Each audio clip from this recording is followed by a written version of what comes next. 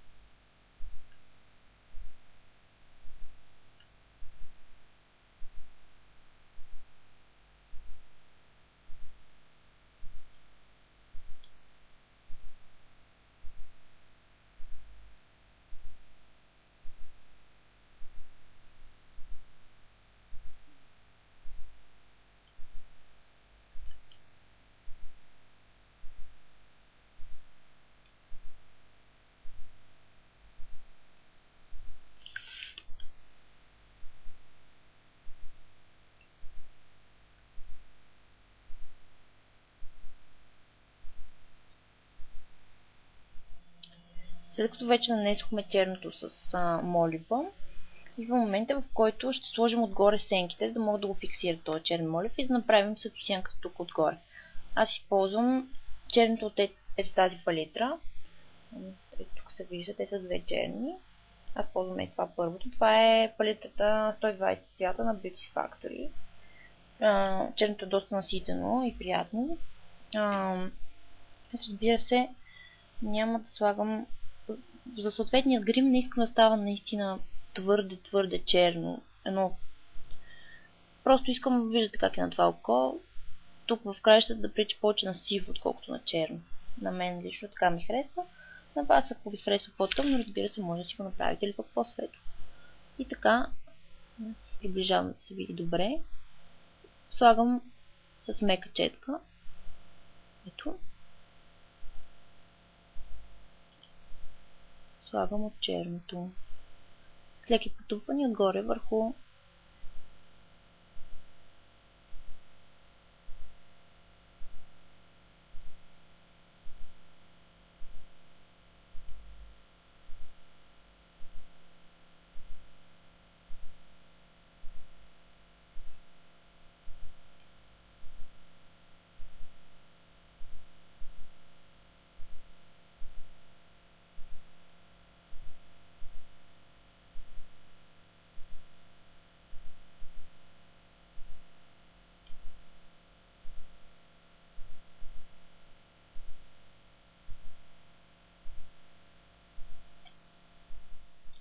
нещо, което забравих да ви кажа е, че тази база, която сложихме отдолу, която е по-мазна, тя по принцип предпазва от това, след като нанесем сенките, те да падат тук под очите, като едни прашинки. Предполагам, че на много от вас се е случвало.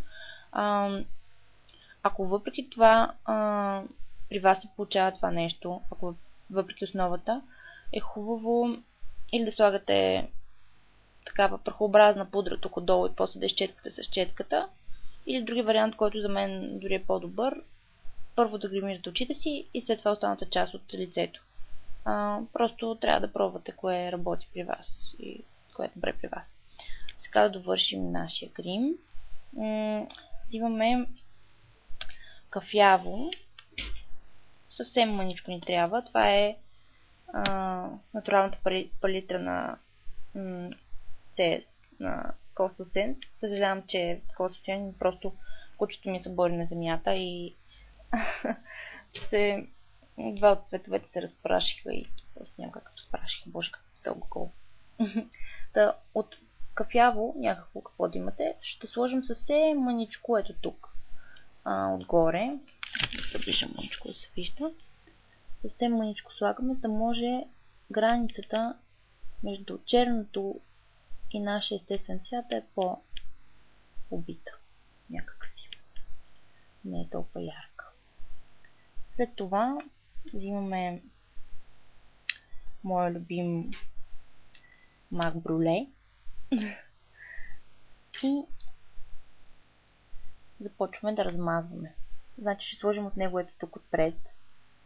Да може, казвала съм ви вече, че в повечето случаи, когато тук отпред се сложи някакъв по-натрапчист цвят, било то розово или черно, окото изглежда изморено. Много малко случаи тук отпред много малко видове грим подхожда някакъв по-контрастен цвет отпред. Сега ще сложиме и тук, размажеме и самото кафяво. Да може да не си личат границите.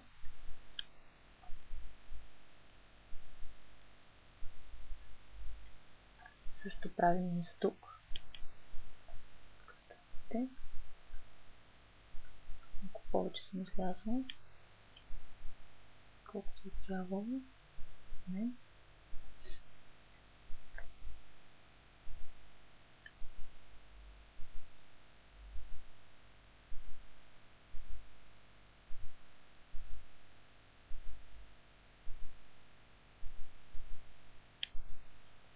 Долу също.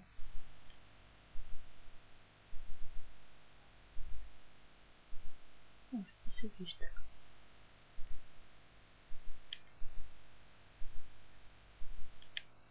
Така.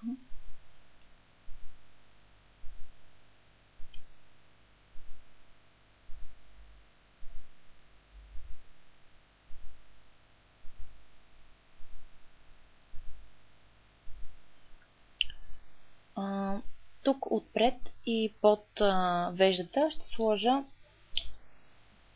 от любимия ми шимер на Bobbi Brown. Ви вече го знаете.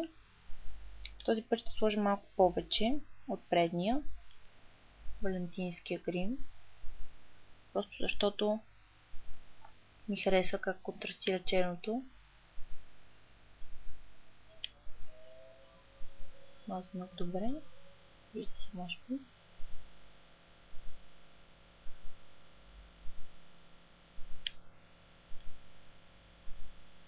И интересна истината, искам да сложа и отпред пред окото. Може да го освети малко. От също това нещо съм сложила и тук, да може да отразява скулата. Абсолютно същия шимер. Сега ще сложа спирала и ще се върна отново. Видяхте колко беше лесно. Може да стане и много бързо, някъде около 5-6 минути за двете очи. Задължително е да го комбинирате с по-неутрално червило, не с ярко, защото Иначе добивате леко проститутски вид. На много малко лица отива в интерес на истината, подчертани и очи, и устни. Радвайте се на живота, колкото изтъркано да звучи. Харесвайте се, чувствате се красиви и до следващия път, когато ще ви покажа още нещо.